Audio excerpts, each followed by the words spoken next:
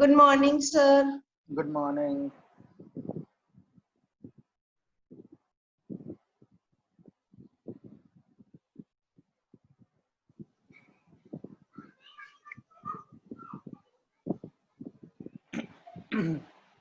Good morning, sir. Good morning. Sir, good morning. Good morning.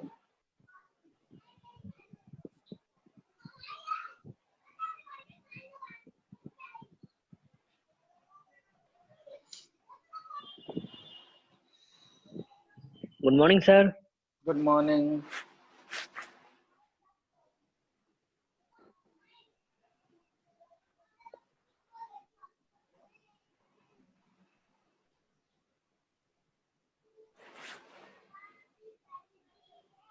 We'll just wait for another 1 minute because it's just time.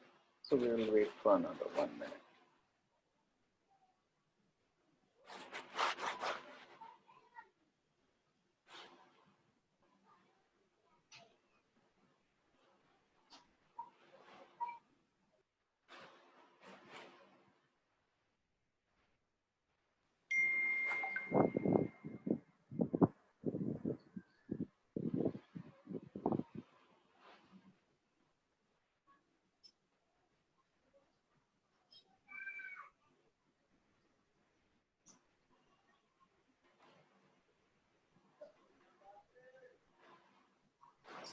Okay, so the last time we did the physical world. Okay, we completed that chapter.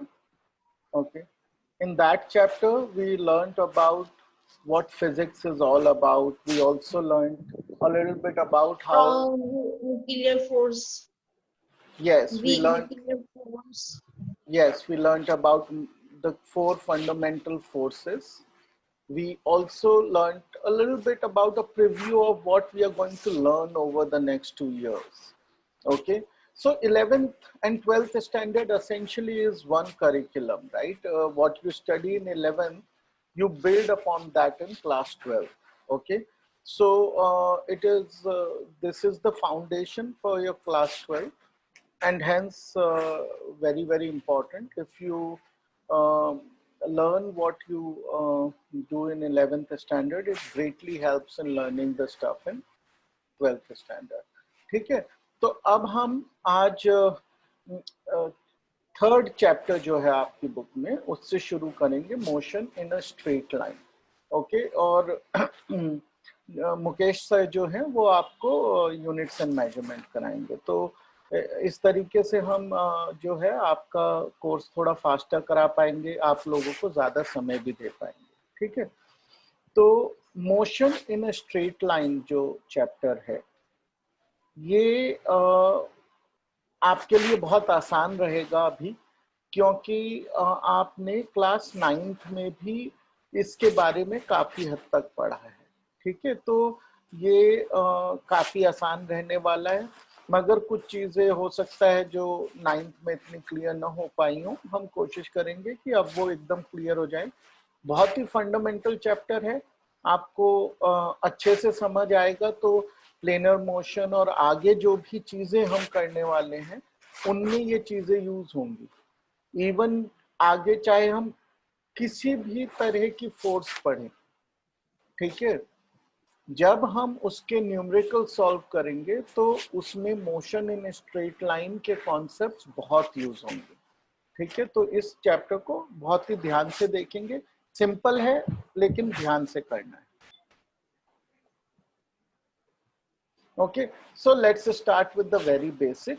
What is motion? Okay, so I have given a very comprehensive definition of motion here. Okay, so it is change in position, orientation, and or shape and size of a body is called motion. So if with time for something its position means where it was and now where it is changing, or its orientation means rotation. Okay, or if its shape and size are changing, any of these are called motion. Okay, so what does it mean, right? It means that let's say we look at a simple case. There is a box lying close to a wall, okay, at initial time. So after some time, the distance between the wall and the box is changing, okay. In such a case, we will say that the box is in motion. Similarly, its orientation could be changing. That is, that it is rotating like this.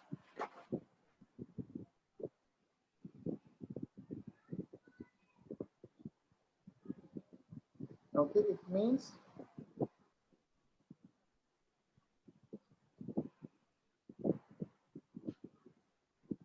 it is rotating like this. Okay, so that is also a type of motion. Okay, the third type of motion is where it's actually changing its shape or size. Even that essentially is motion. Okay, now the one that we are going to focus on initially in this year is going to be mainly about change in position only. Okay, then we will also devote some time to learning about change in orientation, okay, in later chapters. और change in shape जो है उसको हम motion की तरह study नहीं करेंगे, लेकिन चेंज इन शेप और उसका जो फोर्स के साथ रिलेशन है उस चीज को भी हम स्टडी करेंगे, ठीक है। तो ये सभी कुछ कवर होगा, लेकिन अभी हमें केवल चेंज इन पोजीशन पर ही फोकस करना है, ठीक है। Okay, so change in position में भी अभी इस चैप्टर में हम केवल और केवल motion in a straight line पे फोकस करेंगे। Motion in a straight line का मतलब ये है कि अगर हम एक स्ट्रेट लाइन ड्रॉ कर दें जैसे यहाँ पे है, और उस पे ये पॉइंट बॉडी है, okay, obviously it's a point body, means it has no dimensions, but to show we have created a very small circle here, okay, and this can only move along the line either in this direction or in this direction. It cannot leave the plane and go like the line and go like this, okay, that is not allowed. So when this constraint is there, तो हम केवल और केवल उसी motion के बारे में यहाँ पढ़ेंगे, ठीक है। इस चैप्टर में आगे हम उसको आगे बढ़ाएंगे, ठीक है। एक अजम्पशन जो कि हम इस चैप्टर और आने वाले चैप्टर्स में भी रखेंगे कि जो बॉडी है वो पॉइंट ऑब्जेक्ट है, ओके। सो पॉइंट ऑब्जेक्ट का मतलब होता है it has no dimensions, it is it has no size, right, but that is not physically possible. तो हम किसे मानते हैं पॉइंट ऑब्जेक्ट को? हम पॉइंट ऑब्जेक्ट उस एक अजम्पशन लेते हैं जब कि बॉडी का साइज उसके डिस्टेंस ट्रेवल्ड से बहुत बहुत कम है, ओके। तो हम ये मान लेते हैं कि बॉडी जो है पॉइंट ऑब्जेक्ट है, ओके, और उस समय उस बॉडी में कोई रोटेशन या फिर कोई वाइब्रेशंस एक्सेट्रा भी नहीं हो रहे हैं। It's a rigid body which is not even rotating. ऐसे सब कंडीशंस मीट होती हैं, हम उसे पॉइंट ऑब्जेक्ट मान लेते हैं, ठीक है। तो एक क्विक एक सवाल का जवाब दीजिए जो हम पहले चैप्टर से रिलेट करेंगे कि ये जो हमने ऐसा मान लिया, ये एज्यूम कर लिया कि बॉडीज जो हैं वो पॉइंट बॉडीज हैं, ये हमने जो फर्स्ट चैप्टर में चीजें पढ़ी हैं ये किस चीज को दर्शाता है? फिजिक्स की किस प्रॉपर्टी को दर्शाता है?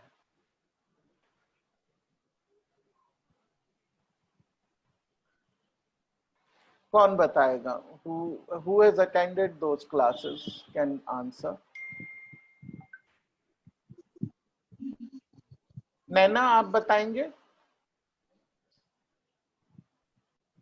ये कौन सी प्रॉपर्टी को दर्शाता है कि हमने बॉडीज को पॉइंट बॉडीज मान लिया जबकि उनका एक डेफिनेटिव साइज है?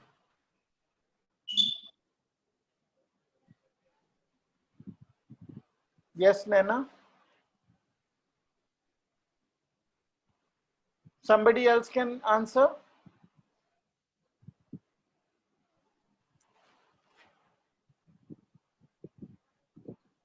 कोई बिल्कुल आसान सा क्वेश्चन है। सर क्या क्वेश्चन है सर? कि हमने जो बॉडी को पॉइंट बॉडी मान लिया है ये फिजिक्स की कौन सी प्रॉपर्टी को दर्शाता है कि जबकि पॉइंट है नहीं बॉडी का, एक रेफ्रेक्टिव साइज है, फिर भी हम उसे पॉइंट बॉडी मान के प्रॉब्लम सॉल्व करेंगे आगे चल के, तो उसको क्या कहते हैं?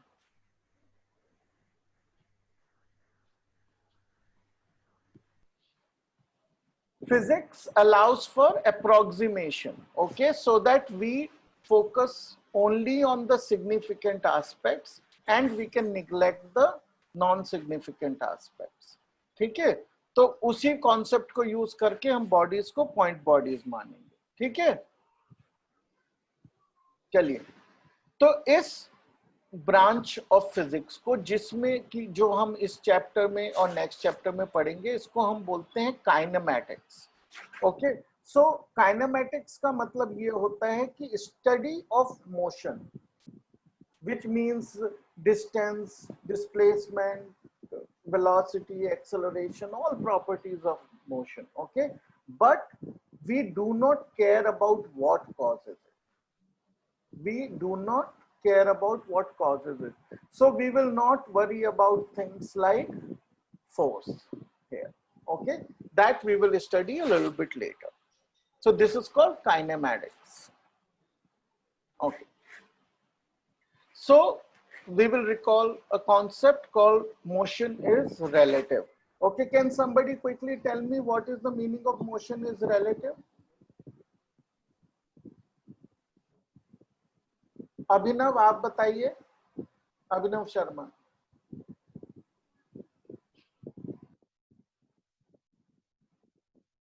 बेटा कोई जवाब दे दो। नहीं आता तो नहीं आता बोलिए, फिर कोई और बताएगा। अभिनव शर्मा। रिलेटिव। सर मैं बताऊं? हाँ, नहीं, अभिनव को बताने दीजिए, नहीं बता पाएंगे आप बताइए। अभिनव बताइए। सर क्वेश्चन रिपीट कर दीजिए एक बार। मोशन इज रिलेटिव का क्या मतलब होता है? रिलेटिव मोशन का क्या मतलब है कि मोशन रिलेटिव का है, ये बोलने का क्या मीनिंग होता है? सर ऑब्जर्वर के ऊपर डिपेंड करते हैं, उसे कहते हैं मोशन। हाँ, ठीक है। मोशन जो है वो ऑब्जर्वर के अगेंस्ट क्या हो रहा है या उसके रेस्पेक्ट में क्या हो रहा है, with respect to the observer देखकर ही हम मोशन को पता कर पाते हैं। ठीक है, कोई एब्सोल्यूट मोशन जैसी चीज नहीं हो सकती। हम ये नहीं कह सकते कि ये चीज बिल्कुल रुकी हुई है और ये चीज चल रही है, ऐसा हम बोल नहीं सकते। अब अगर मैं इस रूम में बैठा हूं और मेरे आगे जो है ये स्क्रीन है, तो ये स्क्रीन और मेरे बीच का डिस्टेंस चेंज नहीं हो रहा है। ठीक है, तो इसका मतलब the screen is stationary with respect to me. लेकिन जो मेरे पास से कार गुजर के जा रही है रोड पे, उसके रेस्पेक्ट में मैं भी मोशन में हूं और स्क्रीन भी मोशन में है। ठीक है, तो जिस तरीके से अगर हम एक ट्रेन में जा रहे हैं और हमको लगता है कि जो ट्रीज हैं वो रिवर्स मोशन में जा रहे हैं, that is relative motion. Okay, लेकिन क्योंकि हम अर्थ पे रहते हैं, हम अर्थ को स्टेशनरी मान लेते हैं, जबकि हम जानते हैं कि वो भी सच नहीं है, लेकिन because we are moving with the earth we consider it static. Okay, तो इस चीज को जो है हम बोलते हैं कि मोशन रिलेटिव है, वो किसी चीज के रिलेशन में हो रहा है। और अगर मोशन रिलेटिव है, ठीक है, तो उसके मेजरमेंट्स हम किसी जगह से ले रहे हैं। ठीक है, और उसके हम जो ऑब्जर्वेशंस हैं, मेजरमेंट्स हैं जहां से ले रहे हैं, उस जगह को बोलते हैं रेफरेंस फ्रेम। ओके, तो रेफरेंस फ्रेम क्या चीज है? ठीक है, रेफरेंस फ्रेम वो चीज है जहां से कि हम सारे डिस्टेंसेस और टाइम के मेजरमेंट ले रहे हैं। ठीक है, अब इसको हम किस तरह समझेंगे? अगर हमें कोई भी मेजरमेंट लेना है कि ये चीज यहां से यहां तक मूव हुई, तो हमें ये पता करना पड़ेगा कि वो कितना मूव हुई। तो हमें लेंथ का जो है आभास होना चाहिए, और ये भी पता होना चाहिए किस डायरेक्शन में मूव हुई, यानी कि हम डायरेक्शन भी डिफाइन कर पाए। और ये सब करने में उसने कितना समय लिया हम ये भी डिफाइन कर पाए। तो हमें रेफरेंस फ्रेम में क्या क्या चीजें चाहिए, हमें चाहिए अ मेथड कि हमें लेंथ पता चल जाए कंसिस्टेंटली, हमें चाहिए कि हम डायरेक्शन डिफाइन कर सकें, और हमें चाहिए कि हम टाइम डिफाइन कर सकें। तो ये सब चीजें करने के लिए हमारा जो रेफरेंस फ्रेम है उसमें क्या क्या चीजें होती है, एक तो उसमें होता है एक्सिस सिस्टम। ठीक है, तो क्योंकि हमारा जो वर्ल्ड है जिस तरह हम उसे देखते हैं वो 3 डायमेंशनल है। ठीक है, सिंगल डायमेंशन लाइन हो गई, प्लेन जो है 2 डायमेंशन हो गया, और जो हमारे चारों तरफ स्पेस है, वॉल्यूम है, वो 3 डायमेंशन हो गए। तो हम 3 डायमेंशंस को 3 एक्सिस से रिप्रेजेंट करते हैं। ठीक है, एक्स, वाई और जेड, और इन सब के बीच में जो एंगल है, y और z के बीच में एंगल 90 डिग्री है, x और z के बीच में भी एंगल 90 डिग्री है। यद्यपि ऐसा दिख नहीं रहा है, although we can't see it 90 है, बिकॉज वो हमने पेपर पे ड्रॉ किया। एक्चुअली हो क्या रहा है कि जो x एक्सिस है वो पेपर से बाहर आ रहा है। ठीक है, तो z एक्सिस और x एक्सिस के बीच में भी 90 डिग्री है, और x एक्सिस और y एक्सिस के बीच में भी 90 डिग्री एंगल। ओके, तो सब एक्सिस के बीच में आपस में 90 डिग्री एंगल है, और 90 डिग्री प्रॉपर्टी को हम बोलते हैं ऑर्थोगोनल। ओके, जब दो लाइंस के बीच में 90 डिग्री एंगल होता है तो वो दोनों लाइंस क्या होती हैं, ऑर्थोगोनल होती हैं। ठीक है, तो क्योंकि ये सब एक्सिस के बीच में म्यूचुअल एंगल 90 डिग्री है, तो इन एक्सिस को हम बोलते हैं ऑर्थोगोनल एक्सिस। तो अब क्या हो गया कि इन एक्सिस से हम डायरेक्शन भी नाप पाएंगे। ठीक है, और एक्सिस है तो उस पे एक स्केल भी है, हम लेंथ भी मेजर कर पाएंगे। ठीक है, plus we also need a clock here so that we can measure time. Okay, तो हम डिस्टेंस, डायरेक्शन और टाइम अगर ये सब मेजर कर पा रहे हैं तो हमारा रेफरेंस फ्रेम पूरा हो गया। और जहां पे ये एक्सिस मीट करते हैं, इस पॉइंट को हम बोलते हैं ओरिजिन। ओके, इस पॉइंट को हम ओरिजिन बोलते हैं और रेफरेंस पॉइंट भी बोलते हैं। ओके, रेफरेंस पॉइंट इसलिए बोलते हैं कि अगर मान लीजिए इस पॉइंट का हमें डिस्टेंस मेजर करना है तो हम यहां से यहां तक करेंगे मेजर। ओके, यहां से यहां तक, तो सारे डिस्टेंसेस, हर एक चीज हम इस पॉइंट से मेजर कर रहे हैं। तो पूरा मिला के रेफरेंस फ्रेम है, जहां एक्सिस मीट होते हैं रेफरेंस पॉइंट है, इसमें टाइम भी अवेलेबल है। ठीक है,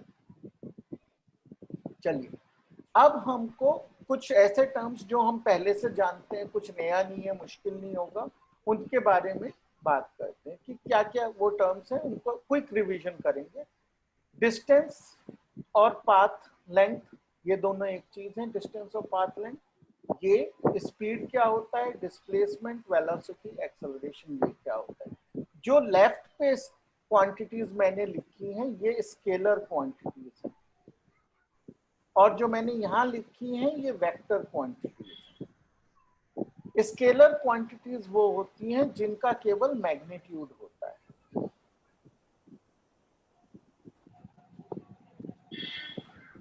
और वेक्टर क्वांटिटीज वो हैं जिनमें मैग्नीट्यूड भी होता है प्लस डायरेक्शन होती है। ये दोनों मिलकर ही फुल डेफिनेशन किसी भी वेक्टर क्वांटिटी की होती है। जब तक हम ये दोनों नहीं बताएंगे हमने पूरी वेक्टर क्वांटिटी नहीं बताई। इसमें हमें केवल मैग्नीट्यूड बताना है। ऑब्वियसली मैग्नीट्यूड के साथ यूनिट तो बोलना है, लेकिन इसमें केवल मैग्नीट्यूड है, इसमें मैग्नीट्यूड प्लस डायरेक्शन। ठीक है, तो कुछ इनके अलावा जो मैंने लिखे हैं कुछ और स्केलर क्वांटिटीज बताइए, कौन बताएगा? हिमांशु आप बताइए।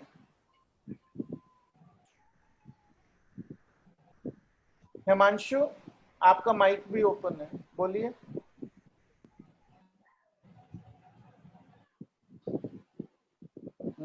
So density, Density, energy, density, mass. energy, mass. Very good. Speed, mass, volume, time. Time. Very good. Okay कुछ और वेक्टर क्वांटिटीज बताइए जिनकी डायरेक्शन भी होती है। आपने बस नाम Momentum, very good force, force. Okay, so this is a very important vector quantity, so we will learn more about these as we go along. Okay, so let's quickly recap. Distance क्या चीज है? Distance is a path length. So एक body है वो point A से B तक इस तरह लहराती हुई गई है मान ली, ठीक है। तो अगर हम यहाँ पे एक थ्रेड रखें इसके अलोंग और फिर उस थ्रेड को खोल के उसका डिस्टेंस नाप लें तो वो पाथ लेंथ हो गया, वही उसका डिस्टेंस ट्रेवल्ड, ठीक है। ये स्केलर क्वांटिटी है, यानी कि इसमें direction is not relevant, okay, and this can never reduce from current value over time. इस चीज का कहने का मतलब ये है कि एक बॉडी है वो यहाँ से चली यहाँ तक गई, मान लीजिए 10 मीटर दूर चली गई, अब वो वापस लौट भी आती है मान लीजिए 5 मीटर ना, तो उसका डिस्टेंस ट्रेवल्ड 15 मीटर हो गया है। किसी भी तरीके से हम ये क्वांटिटी ओवर टाइम कम नहीं कर सकते, जो डिस्टेंस ट्रेवल हो गया वो हो गया, ठीक है। और इसकी यूनिट एसआई सिस्टम में होती है मीटर, ओके। चलिए अब speed is distance upon time taken to cover that distance, okay, और path length by time taken to cover that path, okay. It is also a scalar quantity. The unit is meter per second. Okay, it's a straight away formula. You know all this. Okay. Now let's come to displacement, the first vector quantity we are going to learn. Okay. Displacement is the measure of change in position and not the path taken. ठीक है, तो displacement जो है वो केवल इस चीज पे डिपेंड करता है, अगर एक बॉडी पॉइंट P1 पे थी बाद में पॉइंट P2 पे आ गई तो वो केवल ये बताता है कि वो बॉडी यहां से यहां तक आई। डिस्प्लेसमेंट केवल ये इंफॉर्मेशन देता है, वो ऐसे ऐसे ऐसे कैसे आई वो उसको मतलब नहीं है बताने, ठीक है। वो उस क्वांटिटी में इंपॉर्टेंट नहीं है, वो इंपॉर्टेंट केवल है कि कहां से कहां तक गई ये बताता है, change in position, okay. It is a vector quantity. So अगर मैं ये कहता हूं कि a book has been moved by 1 metre, okay, a book has been moved by 1 meter, then also you will not know what is its new position, okay, because 1 meter could have been here, 1 meter could have been here, it could be anywhere, okay. There are infinitely many positions the book could have taken. So by saying that the book has moved 1 meter, I have not still described its new position. उसकी नई position बताने के लिए मुझे ये बताना पड़ेगा कि वो 1 मीटर किस डायरेक्शन में मूव हुई है। मान लीजिए मैंने कह दिया कि वो ड्यू नॉर्थ मूव हुई है, तब मुझे पता चल गया कि वो बुक अब यहाँ आ गई है, ठीक है। तो इसलिए ये इंपॉर्टेंट है कि हम उसका मैग्नीट्यूड बताएं, कितनी दूर गई और किस तरफ गई, तभी हम पूरी तरह से नई पोजीशन डिफाइन कर पाएंगे। और इसीलिए जो है डिस्प्लेसमेंट एक वेक्टर क्वांटिटी है, ठीक है। और कैसे शो करते हैं डिस्प्लेसमेंट को? डिस्प्लेसमेंट को हम शो करते हैं एज एन एरो, ओके। इस एरो का जो बिगनिंग है उसको बोलते हैं टेल, और जो हेड है उसको बोलते हैं, जहां पे एरो हेड है उसको बोलते हैं head of the arrow. The direction is from the tail to the head and the length of this is the magnitude, okay. So this is the displacement vector, okay. ये जो vectors हम बनाते हैं इनको हम किस तरह से ऐड सब्ट्रैक्ट करते हैं ये अभी हम कुछ समय बाद पढ़ेंगे, इस चैप्टर में हम नहीं पढ़ेंगे, ठीक है। लेकिन हमें दिमाग में रखना है कि वेक्टर क्या है। ओके, अब कुछ और चीजें, जैसे हमने इंटरेस्टिंग चीजें जो जैसे डिस्टेंस के बारे में कहा कि समय के साथ डिस्टेंस कम नहीं हो सकता, ठीक है। उसी तरीके से जो डिस्प्लेसमेंट है वो समय के साथ कम हो सकता है, क्योंकि मान के चलिए कि एक बॉडी थी जो यहाँ रखी हुई थी, मैंने उसको due east, okay, towards right by 10 metres move कर दिया, तो डिस्प्लेसमेंट विद रेस्पेक्ट, ये हमारा जो था ओरिजिन था, तो अब नई पोजीशन हो गई उसकी 10 मीटर ड्यू ईस्ट। अब जो है मैं ये वापस ले आया मान लीजिए 5 मीटर, तो इसकी जो नई पोजीशन है, क्योंकि हम वापस मेजर ओरिजिन से ही करेंगे, वो कहलाएगी 5 metre east of origin, right. So पहले 10 मीटर ईस्ट ऑफ ओरिजिन थी, अब 5 मीटर ईस्ट ऑफ ओरिजिन हो गई। इसका मतलब विद टाइम डिस्प्लेसमेंट कम भी हो सकता है, ज्यादा भी हो सकता है, unlike distance which can only increase over time, ठीक है। दूसरी चीज, एक तरीका और है डिस्प्लेसमेंट को देखने का और कई बुक्स उसको इवन उस तरह डिफाइन करती हैं, okay. Some books define displacement as the shortest possible distance between 2 points. Okay, and we already know from mathematics that shortest distance between two lines, 2 points, is the straight line segment joining. Okay, so we know that it is the length of this line segment that is the displacement. So that is another way of looking at displacement. But it also tells us one thing, that displacement can never be bigger than the distance. It can either Excuse be... me, sir. कहिए। Sir जो आपने chapter 1 पढ़ाया था sir, उसमें dimensional formula भी है, तो sir एक बार बता दीजिए स्पीड वगैरह का डायमेंशनल फॉर्मूला कैसे निकालते हैं। हाँ देखिए, डायमेंशनल फॉर्मूला जो है ना वो चैप्टर 2 में है, वो अभी आपको सर करवाएंगे। ओके ओके, सो जो dimensional formula, dimensional analysis, chapter 2 बहुत ही इंपॉर्टेंट चैप्टर है, ओके। वो उसमें आपको काफी सारा इंफॉर्मेशन भी मिलता है, लेकिन खासकर डायमेंशनल एनालिसिस जो आप बोल रहे हैं वो आपको पूरे दोनों साल बहुत काम आने वाला है। वो अभी आपको सर करवाएंगे, वो होगा अभी, ठीक है। तो अभी के लिए मैं इसको छोड़ के चल रहा हूं आगे, okay.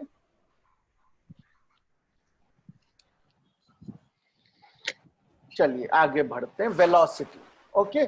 Now velocity is rate of change of displacement, like speed was rate of change of path length, this is the rate of change of displacement, okay.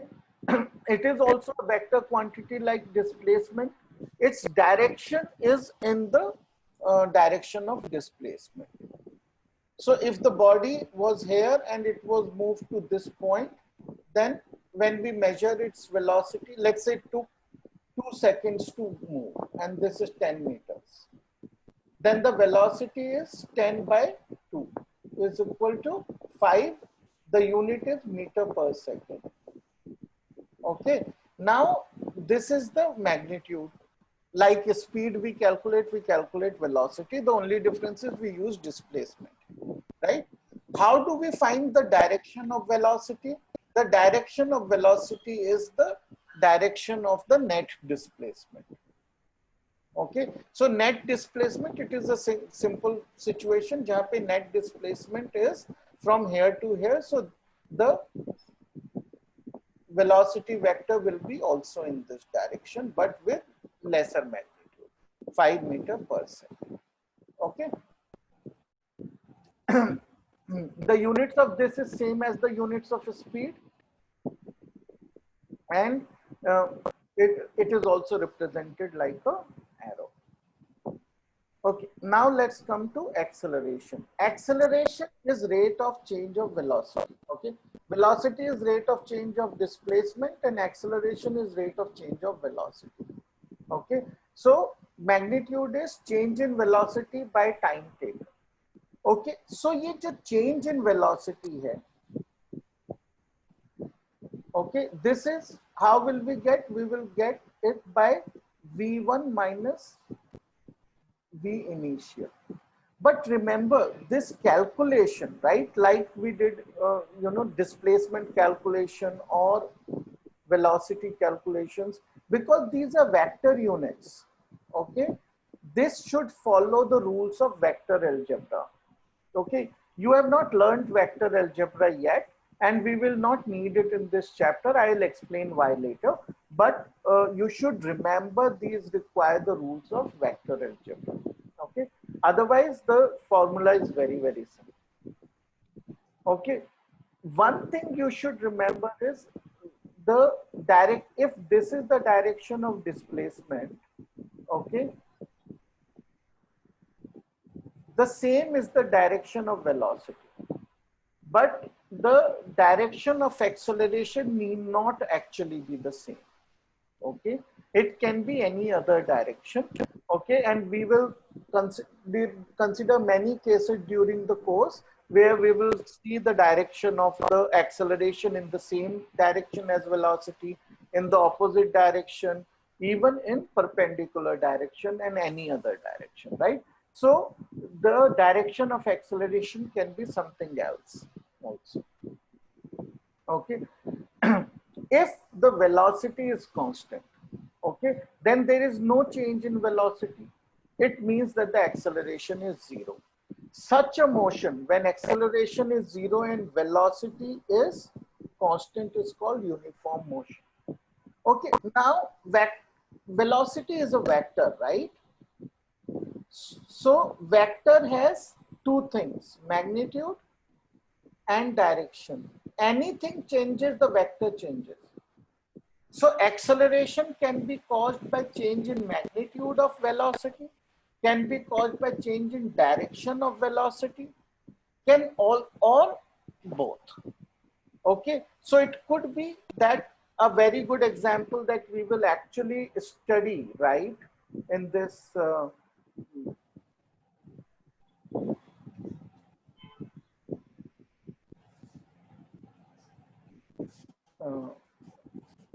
in this course is going to be a circular motion, right? In circular motion, the velocity is continuously changing. Okay,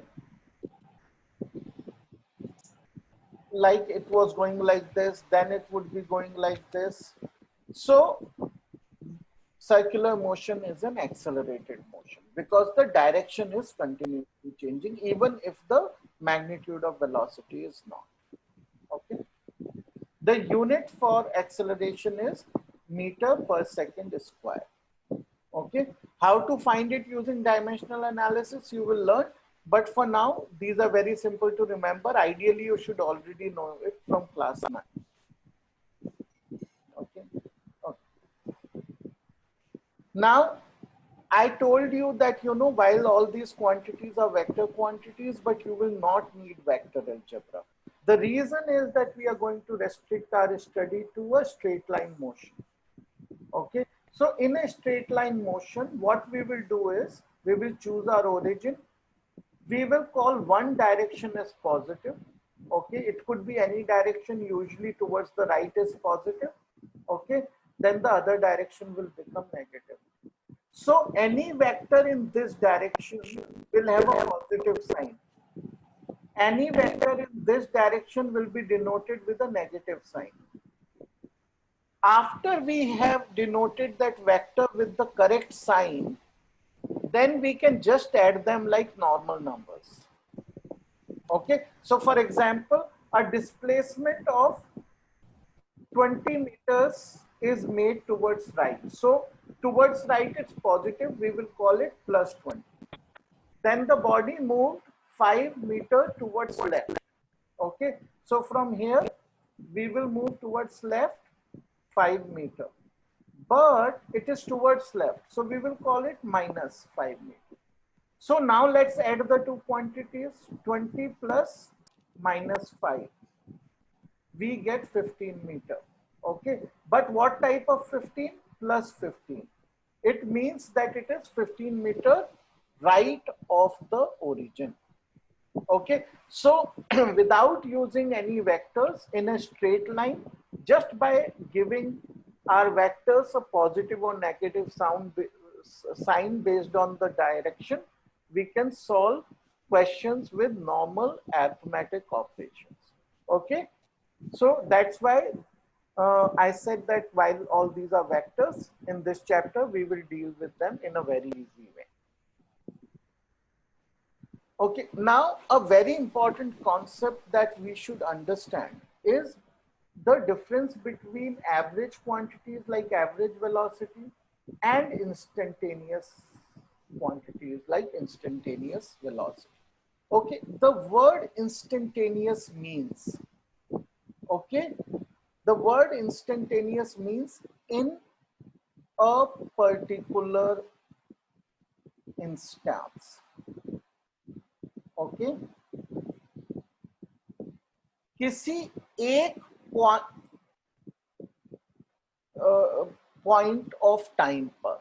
okay, so at a given point of time. Okay, usually time we measure as interval. Okay, like from we will say from 4 second to 5 second. Okay, but exactly at this second, when this second strikes, if we make a measurement of something exactly at a given time, it's called the instantaneous measurement of that. Okay, now average velocity we already know, it is total displacement by time taken. There is no problem in finding this, right? But there is a problem in finding instantaneous velocity. Why? Because we said what is velocity? Velocity is distance traveled, displacement done. Displacement कैसे पता चला हमें? S final minus S initial. Okay, S is displacement. Usually displacement को हम S से दिखाते हैं, ठीक है? और by time final minus time initial. तो ये हमें पता है वेलोसिटी होती है. लेकिन अगर हम एक पर्टिकुलर इंस्टेंस की बात कर रहे हैं, ठीक है, तो उतने में तो कुछ मोशन होगा ही नहीं एक इंस्टेंस में, तो because any motion needs some amount of time. तो ये इंस्टेंट में तो मोशन होगा ही नहीं. तो एक्चुअली ना हमें चेंज इन मोशन पता चलेगा ना चेंज इन टाइम पता चलेगा. तो हम इंस्टेंटेनियस वेलोसिटी कैसे मेजर करते हैं? तो हम उसको इस तरह मेजर करते हैं कि हम कहते हैं कि ठीक है, कोई बात नहीं, हमें असली इंस्टेंटेनियस वेलोसिटी नहीं पता चल सकती, तो हम अप्रोक्सीमेशन का सहारा लेंगे. वी विल से इंस्टेंस की जगह एक शॉर्ट इंटरवल में वेलोसिटी मेजर करते हैं. तो मान लीजिए हमें 4th सेकंड की वेलोसिटी निकालनी कि 4th सेकंड पे क्या हो रहा है. तो हम कहेंगे कि ये जो टाइम है 4 सेकंड, इसमें थोड़ा सा टाइम और ऐड कर लीजिए. जैसे मान लीजिए 0.1 सेकंड और ऐड कर लीजिए. तो ये एक हमें टाइम इंटरवल मिल गया 4 to 4.1 सेकंड. अब इसमें हम वेलोसिटी का, एक्सेलरेशन का, किसी भी चीज का फॉर्मूला लगा के कैलकुलेट कर सकते हैं, राइट? तो हमें अप्रोक्सीमेशन मिल जाएगा इंस्टेंटेनियस वेलोसिटी का. फिर एक कॉन्सेप्ट होता है मैथमेटिक्स में, limits. Okay, you will study that in a few days. Okay, but ये जो लिमिट्स है, लिमिट का मतलब ये होता है कि चीज को किसी एक वैल्यू के बहुत करीब ले आए. तो हम क्या करेंगे, हम वो यूज कर ये जो हमने शॉर्ट इंटरवल है इसको बहुत छोटा कर देंगे. इतना छोटा कर देंगे कि हम उसको लगभग 0 मान सकें. और वो जो वैल्यू है जिसको हम लिखते हैं ds/dt।